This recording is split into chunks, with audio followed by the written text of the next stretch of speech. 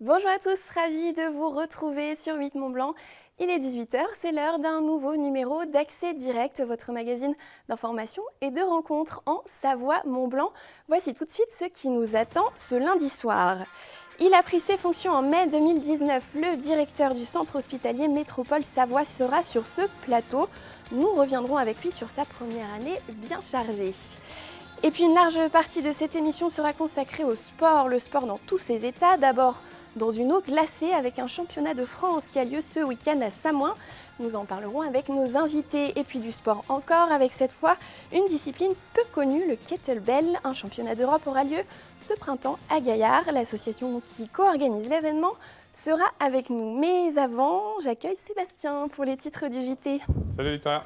Salut Seb. Alors, ce soir, on s'intéresse d'abord à un exercice militaire en Haute-Maurienne. Oui, Haute-Maurienne, du côté de Modane, dans les hauteurs de Valseny, pour découvrir ce reportage de Julie Ségala sur un stage en immersion totale. Les Diables Rouges du 152e régiment d'infanterie de Colmar qui ont donc pris part à ce stage organisé, notamment par le groupement d'aguerrissement en montagne, dans des conditions, on peut le voir, météo un petit peu compliquées. Et puis une brasserie pédagogique, cette fois c'est du côté de Bonneville. Oui, au lycée François Bise, lycée hôtelier, il y avait déjà un restaurant pédagogique qui a depuis le mois de décembre désormais une brasserie pédagogique. On peut tout y apprendre, les métiers de bouche, donc le service, la cuisine, l'accueil. Donc c'est un reportage signé Stéphane Le Tourneau pour voir un petit peu les coulisses. Rendez-vous donc à 18h30 Merci pour le bien. journal. À tout à l'heure Sébastien. J'ouvre tout de suite la première rubrique du soir consacrée au centre hospitalier Métropole Savoie et les autres établissements hospitaliers. On va le voir. J'accueille donc son nouveau directeur Florent Chambaz. Bonsoir. Bonsoir. Merci d'être avec nous sur le plateau d'Accès Direct. Donc j'ai dit nouveau, mais ça va faire quand même un an pratiquement que vous avez pris la direction de l'hôpital de Chambéry, mais aussi des centres hospitaliers de Belay, d'Albertville-Moutier, de Saint-Pierre-d'Albigny et des EHPAD de Champagne en Val-Romée et de Lhuys. J'espère que je n'oublie personne. Comment s'est passée cette première année pour vous qui arriviez de Vienne en Isère ? Vous l'avez dit, c'est une année riche, pas mal d'événements à la fois dans le monde hospitalier et puis dans notre département, avec énormément de projets à mener, donc une année bien chargée. On va revenir sur tous ces projets. Vous avez succédé au poste de directeur à Guy Pierre Martin, qui est parti à la retraite après 11 années à la tête de cet hôpital, qui est, je le rappelle, le 5e établissement de santé publique d'importance en Rhône-Alpes, et puis le premier hors CHU. Est-ce que c'est difficile de succéder à un directeur qui a été là pendant 10 ans ? Toujours, surtout quelqu'un comme Guy Pierre Martin qui a vraiment marqué de son emprise l'établissement, enfin de son empreinte l'établissement. Après, ça a été assez facile aussi parce qu'on a une très bonne équipe, des médecins très compétents, très accueillants, donc ça s'est très bien passé, et puis une équipe de direction très, très compétente, donc j'ai vraiment pas à me plaindre de cette arrivée. Beaucoup de projets évidemment, mais dans de très bonnes conditions. Quelles ont été vos priorités cette année sur les établissements de Savoie que vous dirigez ? Vous le dites justement, il y a plusieurs établissements, donc chaque établissement a son projet prioritaire, a ses priorités. Premier sujet, c'était de mettre du lien, s'assurer qu'on mette bien du lien entre les différents établissements, que ce soit Albertville-Moutier, que ce soit le centre hospitalier Métropole Savoie, que ce soit Belay. Donc faire en sorte qu'on travaille ensemble de manière coordonnée et puis associer les établissements du groupement hospitalier de territoire, qui sont notamment Bourg-Saint-Maurice, Saint-Jean-de-Maurienne, à notre projet. C'était ça la priorité et puis évidemment tous les projets qu'il y a dans chacun de ces établissements. Voilà, l'idée c'est qu'il y a plusieurs établissements qui sont reliés au sein du groupement hospitalier Savoie. Savoie-Belay. Savoie-Belay. En fait, il y a une réforme hospitalière il y a quelques années qui a fait en sorte que tous les établissements soient un peu forcés, entre guillemets, de travailler ensemble, d'avoir une stratégie commune. Et donc, c'est le cas sur le territoire, sur le département. Tous les établissements publics de Savoie travaillent ensemble. Et puis, il y a également le centre hospitalier de Belay, qui certes est dans l'Ain, mais dont les patients et la population vient à Aix-les-Bains. Et donc, on travaille sur une stratégie commune. On va simplifier, c'est peut-être la première entreprise publique du département, loin de là. C'est 6 000 personnes qui travaillent dans la santé pour pour les Savoyards et les habitants de Belay. C'est le premier employeur en Savoie, il me semble. Le CHMS est le premier employeur en Savoie et en Haute-Savoie également, puisqu'on emploie plus de 5000 personnes. Ça fait du monde. Et beaucoup d'établissements. Alors, il y a eu aussi il y a beaucoup de chantiers en cours. Ouais. Restructuration de l'hôpital d'Aix-les-Bains, redressement du centre hospitalier Albertville-Moutier, réorganisation aussi à Chambéry. Comment allez-vous gérer tout cela en 2020 ? Alors, d'abord en le priorisant. Et puis, comme vous l'avez dit, chaque établissement a son projet. Sur le centre hospitalier Métropole Savoie, si on regarde Chambéry et Aix-les-Bains, c'est un seul et même établissement, une seule et même entité juridique, mais c'est 2 sites. Le nouvel hôpital de Chambéry, nombreux sont à le connaître, hein, c'est une très très belle structure avec des équipements vraiment formidables. Et puis il faut qu'on continue la restructuration de cet établissement, puisque l'ancien établissement d'Orster, l'établissement historique de Chambéry, n'a pas été complètement détruit. Donc il reste des étages, et ces étages-là, on va les réhabiliter pour accueillir de nouvelles activités et permettre de donner un peu d'air au centre hospitalier, au site de Chambéry, qui est déjà un petit peu contraint parce que l'activité croît énormément. Donc ça, les travaux devraient commencer fin d'année, début d'année 2021, mais ça se prépare évidemment depuis plusieurs mois avec les équipes. Sur Aix, c'est un projet très ambitieux. C'est quasiment la reconfiguration de l'ensemble de nos capacités sur Aix-les-Bains. Alors c'est encore en travail avec l'Agence régionale de santé pour s'accorder sur le calendrier, sur le périmètre. On travaille aussi avec le conseil départemental, puisqu'une partie de nos capacités, c'est des EHPAD, des établissements de personnes âgées dépendantes. Et donc le conseil départemental est un financeur. Donc ça, c'est un très très gros projet aussi, très ambitieux, pas simplement pour Aix, hein, mais vraiment pour l'ensemble du territoire, parce que l'équilibre, l'offre de soins, elle se réfléchit vraiment sur le territoire, et Aix-les-Bains a vraiment sa place à jouer.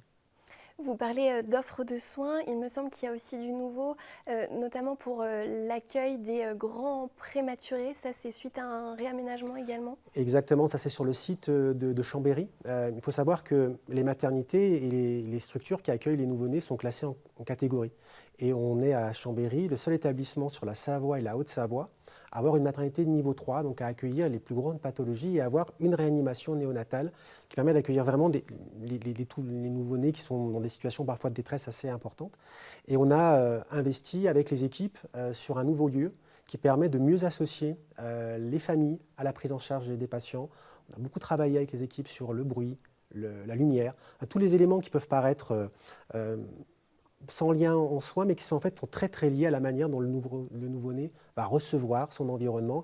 Et puis progressivement, c'est un peu l'objectif de tout le monde, hein, récupérer des forces. Donc ça, c'est un service qui a ouvert maintenant il y a quelques mois. Et la deuxième tranche qui va finaliser la restructuration complète du service est en cours. Et on l'espère, d'ici cette année, on aura vraiment la réanimation et les soins intensifs sur le même endroit, avec une réflexion particulière sur la prise en charge des parents, qui sont très importants. Alors, on a évoqué Chambéry, Aix-les-Bains. Il y a aussi le CHAM, le centre hospitalier Albertville-Moutier, qui était en déficit. Quelle est la situation aujourd'hui ? Toujours en déficit. La question autour d'Albertville-Moutier, c'est vraiment c'est un établissement qui est important sur le territoire, qui a son rôle à jouer. On a aujourd'hui entamé depuis le 18 juin 2018, on est en direction commune, donc ça fait un peu plus d'1 an et demi. Travailler sur des prises en charge communes, sur des protocoles de prise en charge communs, sur l'articulation entre Albertville-Moutier et le centre hospitalier Métropole Savoie. La situation, elle est encore à construire, hein, elle est encore déficitaire, mais elle s'est très grandement améliorée grâce à l'investissement, vraiment, je tiens à le souligner, de l'ensemble du personnel. C'est vraiment un projet collectif.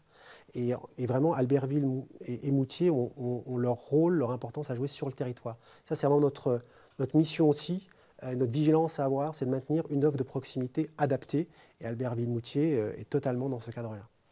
De beaux grands projets pour vous. L'année a été chargée aussi sur le plan social. La mobilisation des personnels hospitaliers se poursuit. Quel est votre rôle ? Comment vous avez géré tout ça pendant cette première année et comment vous voyez aussi la suite ? Les revendications qui ont été portées avec beaucoup de force par nos professionnels et puis aussi par les directions d'établissement, hein, c'est effectivement en lien avec la situation de l'hôpital et puis la nécessité de maintenir le statut de l'hôpital, ses missions et le renforcer. Il y a un certain nombre de choses qui nous échappent, qui sont au niveau national, qui sont décidées, que ce soit Mme Buzyn ou M. Beran, il y a des annonces qui ont été faites, qui vont dans le sens d'accompagner l'hôpital. Nous, au niveau local, c'est d'écouter les équipes, de travailler ce sur quoi on peut travailler. C'était le cas pour les urgences notamment, améliorer les conditions de travail, aider à la communication au sein de l'établissement pour que la prise en charge des patients soit meilleure. Et puis, c'est aussi, dans notre mission, c'est de faire du lien, d'essayer de faire en sorte que, on ne reste pas catégorie par catégorie, mais qu'on continue à avoir une vision collective de l'action. Bon, on suivra toute cette actualité avec vous. Je vous garde avec moi, Florent Chambas, pour une courte revue de presse qui va très certainement vous intéresser, puisque j'ai choisi un article de l'Obs paru aujourd'hui sur le thème du coronavirus qui s'appelle désormais le Covid-19. Le titre de cet article, c'est « Hôpitaux en alerte, commande de masques face au coronavirus, la France renforce sa mobilisation ». C'est un article qui fait suite aux cas détectés en Italie, des cas qui se multiplient avec au moins 152 cas de contamination qui ont été confirmés ce lundi. 11 villes ont été placées en quarantaine, 5 personnes sont décédées. En France, si on fait un petit point sur la situation, on a eu 12 cas confirmés, une personne qui est décédée, une toujours hospitalisée et 10 sont guéris. Il n'y a pas d'épidémie en France, a déclaré dimanche le nouveau ministre de la Santé, vous donniez son nom, Olivier Véran. Il a aussi déclaré, pour accueillir les éventuels malades, nous disposions jusqu'à présent de 38 établissements de santé, essentiellement les CHU. J'ai décidé, en accord avec le Premier ministre, que 70 établissements sièges d'un SAMU seront activés dès demain, donc aujourd'hui, pour augmenter nos capacités de réponse si c'était nécessaire. Qu'est-ce que ça signifie et est-ce que l'hôpital de Chambéry est concerné par ces mesures ? Alors, on est concerné, puisqu'effectivement notre statut d'établissement siège de SAMU et départemental fait qu'on peut être concerné. Ça signifie tout simplement qu'on se met en alerte et qu'un certain nombre de dispositifs sont en train de se mettre en place. Si jamais on avait un afflux de patients, ce qui est peu probable, mais ce qui pourrait arriver. On a déjà eu à gérer une situation il y a une quinzaine de jours, puisqu'on a eu quand même une situation, station contamine notamment Montjoie. Donc on a été amené déjà à se poser un certain nombre de questions. Voilà. Donc aujourd'hui, on est préparé pour prendre en charge des patients si tel était le cas, en lien évidemment avec la région et en lien avec le niveau national. En tant que professionnel de la santé, c'est une situation qui vous inquiète ? Je crois qu'il faut garder beaucoup de recul par rapport à ces situations. On est amené à gérer de l'urgence dans nos établissements de santé et les professionnels de nos établissements publics y font face. Il faut être prudent et mesuré. Je crois que c'est ce qu'on essaye de faire, c'est-à-dire être prêt à recevoir des patients si besoin, mais surtout absolument pas céder ni à la psychose ni à la panique. Il faut être prêt et je crois qu'on est. Merci beaucoup, Florent Chambas, directeur du centre hospitalier Métropole Savoie, d'être venu nous voir sur le plateau d'Accès Direct. À bientôt. Je vous invite à rejoindre la régie et on va ouvrir une grande page sport. On va commencer avec un événement, le championnat de France de nage en eau glacée. Pour en parler, j'accueille Marie-Christine Guédioz et Marc Médot. Bonsoir. Bonsoir. Bienvenue sur le plateau d'Accès Direct. Alors, Marie-Christine Guédioz, vous êtes secrétaire générale de la Fédération de natation en Haute-Savoie. Et Marc Médot, vous êtes chef d'entreprise et vous allez participer au challenge des givrés. On va y revenir. Mais d'abord, est-ce que vous pouvez nous expliquer un petit peu les spécificités de la nage en eau glacée ? Alors, la nage en eau glacée, là, se fait en milieu naturel. Elle peut aussi se faire en bassin. L'eau ne doit pas être supérieure, la température de l'eau ne doit pas être supérieure à 10 degrés. On a donc les distances de tous les 50 mètres, des 100 mètres, des 200 mètres. Et ensuite, on passe, à partir de 200 mètres, on appelle ça les épreuves d'endurance, où il y a des spécificités par rapport à l'engagement. C'est-à-dire qu'on doit présenter, les nageurs doivent présenter un électrocardiogramme datant de moins de 4 mois, et ils doivent aussi passer une visite médicale avant de participer aux épreuves. Par contre, sur les 50 et les 100, il n'y a rien de demandé de spécifique, à part être licencié, évidemment, à la Fédération française de natation. Et au niveau de l'âge, est-ce qu'il y a Alors, un âge au niveau de limite l'âge, en tout cas pour les épreuves d'endurance, c'est minimum 18 ans. Je n'ai pas vu de spécificité pour les 50 et les 100. Je n'ai pas vérifié, mais j'ai vu 18 ans pour les épreuves d'endurance. Alors, ce week-end, donc, il y aura le championnat de France de nage en eau glacée. Ça se déroule à Samoin. Combien de nageurs sont attendus ? Alors, il y avait 137 inscrits. Je pense que c'est définitif puisque les engagements sont terminés. Par contre, c'est un championnat de France open, c'est-à-dire qu'on a des étrangers, on a des Italiens, des Suisses, des Belges, des Anglais et même un concurrent russe a priori. Et où est-ce qu'ils vont nager à Samoin? Qui vont nager à Samoin. Où est-ce qu'ils vont Alors, nager? il y a un ponton qui est placé sur le lac aux Dames, donc, parce qu'ils ne nagent pas directement dans le lac, c'est-à-dire qu'il y a des lignes artificielles qui sont posées sur le lac. C'est la deuxième. J'ai vu que c'était la deuxième édition de ce championnat. Oui. Est-ce que ça veut dire que c'est une épreuve une discipline qui est encore jeune? Ah, tout à fait. L'année dernière, la première édition, il y avait eu des pourparlers avec la commune de Combloux, donc le lac aussi.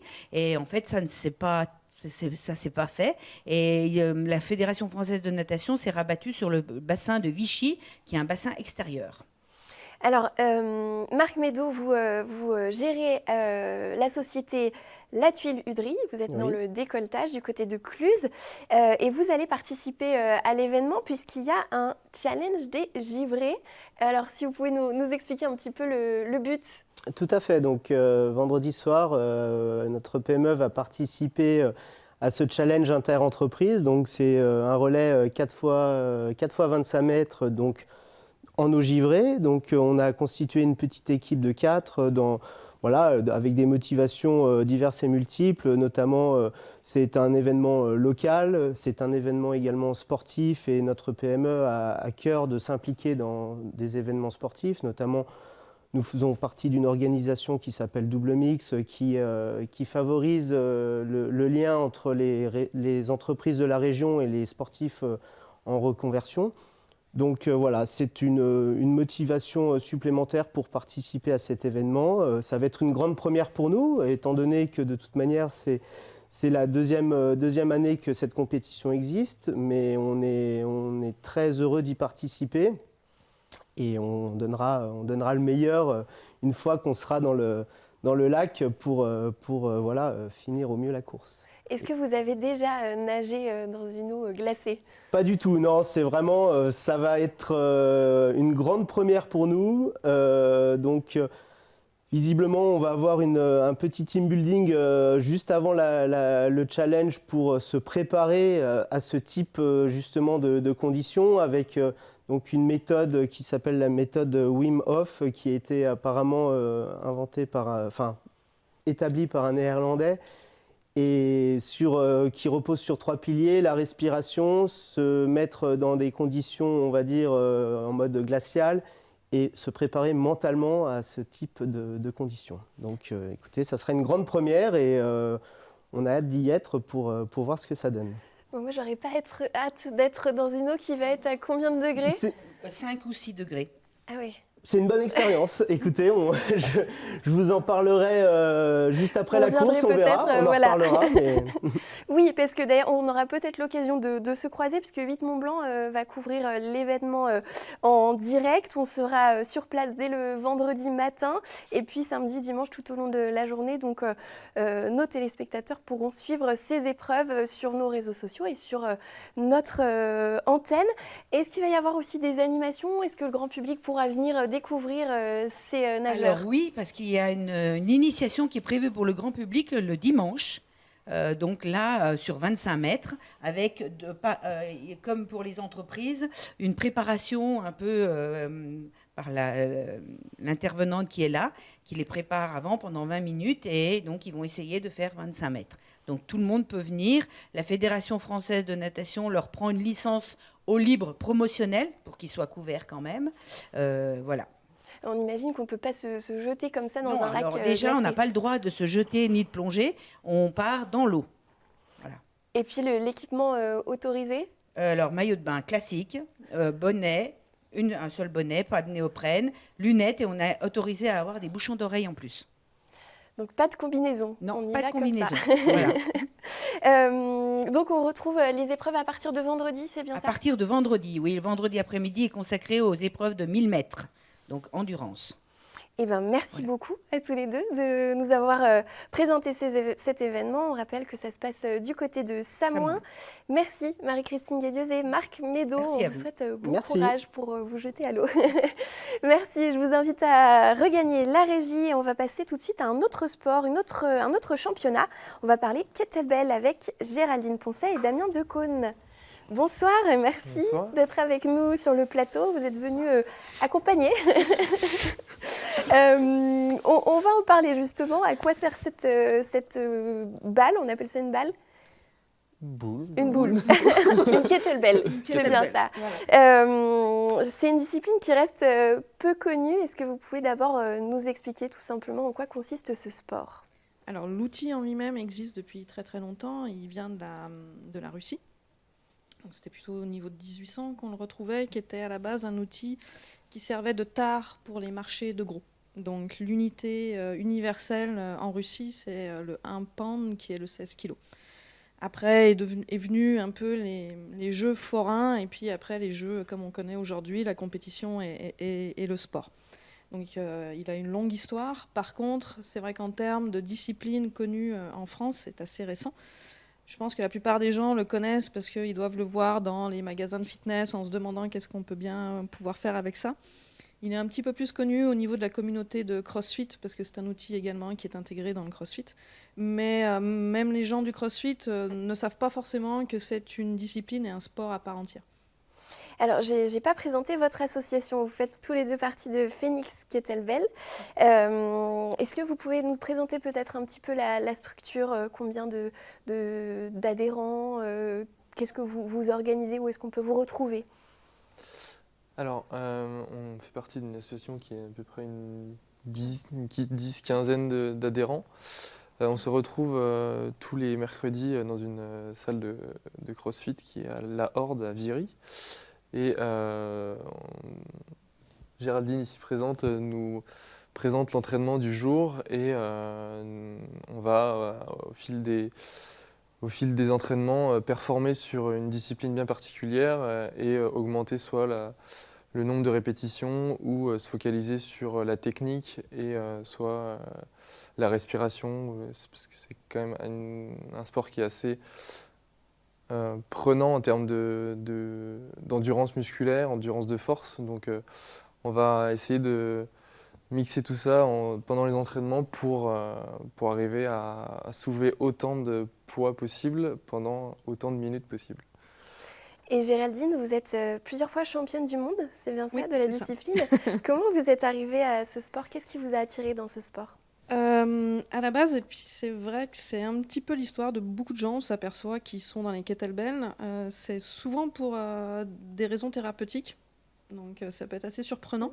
Quand on parle aujourd'hui beaucoup au niveau du ministère Sport et Santé, du sport pour tous et du sport santé, la kettle a emmené beaucoup de gens à ça.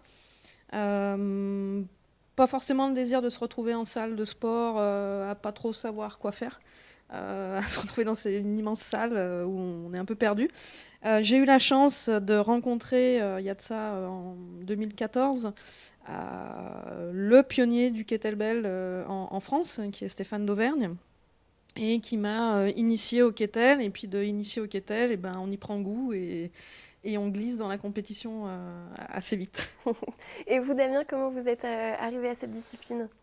J'ai rencontré Géraldine pendant un entraînement il y a bientôt maintenant 2 ans et j'ai beaucoup apprécié le côté endurance de force et l'ambiance qu'il y avait autour de Phoenix Kettlebell et de pouvoir entre guillemets rapidement progresser dans cette technique qui est très peu connue du monde en fait et c'est vraiment l'ambiance qu'il y avait autour de cette discipline-là et le fait de pouvoir avoir un autre aspect sur le CrossFit avec le kettlebell. Alors du 29 mai au 1er juin prochain se tiendra le premier championnat d'Europe de kettlebell en Haute-Savoie. Ça se passera à Gaillard. Comment va se dérouler cette compétition? Alors pour le championnat d'Europe, c'est pas sa première version, ça fait déjà depuis 4-5 ans. Par contre, ça va être le premier championnat du monde de pentathlon. Donc on va avoir 2 jours sur ce qu'on appelle le championnat d'Europe marathon, semi-marathon, où là c'est un poids qui est imposé. Vous ne choisissez pas la kettlebell avec laquelle vous concourez. Le poids il est en fonction de votre âge et de la durée, de la 30 minutes ou 60 minutes. Et en fait, pour gagner, pour vous déterminer, ça va être le nombre de fois où vous allez être capable de faire la répétition du mouvement dans lequel vous êtes de façon juste. Donc vous avez un juge qui est en face de vous en permanence et qui valide chacune de vos répétitions, ou pas, en fonction de la technique que vous avez. Et c'est sur une demi-heure ou sur 1 heure, et vous n'avez pas le droit de poser la kettlebell avant la fin du temps. Si vous la posez avant, vous êtes disqualifié. D'où le fait que c'est un sport d'endurance de force où vous devez avoir des habilités mentales quand même qui vous permettent d'aller jusqu'au bout. C'est un peu comme un trail ou une course ou un marathon. C'est pour ça d'ailleurs qu'on a pris les mêmes appellations. Ça demande vraiment les mêmes qualités mentales, je dirais. Le pentathlon, c'est différent. C'est des blocs de 6 minutes. Donc on va être sur beaucoup plus lourd parce que beaucoup plus court. Donc ça fait plus appel à de la puissance musculaire. Et en fait, vous avez 5 mouvements différents à faire sur des blocs de 6 minutes. Voilà, donc c'est très différent comme modèle. Ça séduit des gens différents aussi. Les gens qui sont plus sur du pentathlon auront peut-être plus de difficultés à tenir 1 heure non-stop sans poser une kettlebell. Ça demande vraiment des qualités qui sont différentes. Voilà. Donc du coup, ça répond à un large panel aussi. Vous attendez combien d'athlètes pour cette compétition? Alors, je dirais que la fourchette basse serait 200, mais je pense qu'on sera plutôt autour de 250.